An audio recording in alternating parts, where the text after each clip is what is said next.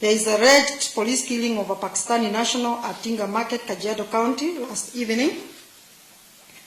Our rapid response team has already been dispatched to the name of that Pakistani national is Arshad Sharif, aged 50, who incident happened on 23rd at 22 hours.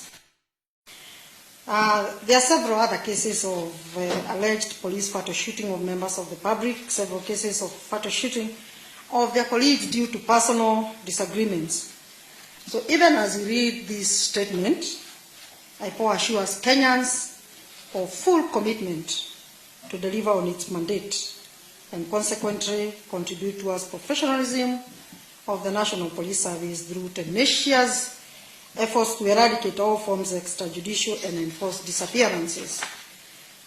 And this commitment includes even collaboration with criminal justice systems, actors, such as the Office of ODPP and civil society organizations, to just ensure that cases of enforced disappearance and extrajudicial killings are attended to and judicial relief given where due. There is a alleged police killing of a Pakistani national at Tinga Market, Kajiado County last evening.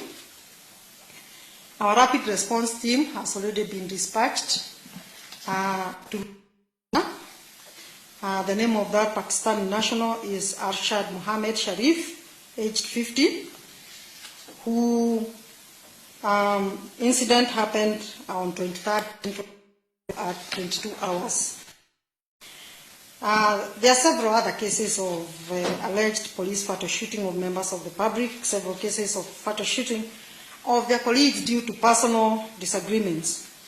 So even as you read this statement, IPOA assures Kenyans of full commitment to deliver on its mandate and consequently contribute towards professionalism of the National Police Service through tenacious efforts to eradicate all forms of extrajudicial and enforced disappearances.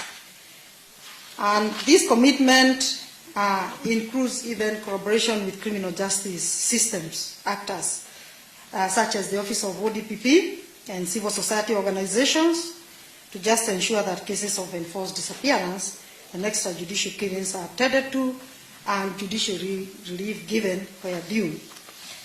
There is a alleged police killing of a Pakistani national at Tinga Market, Kajiado County last evening.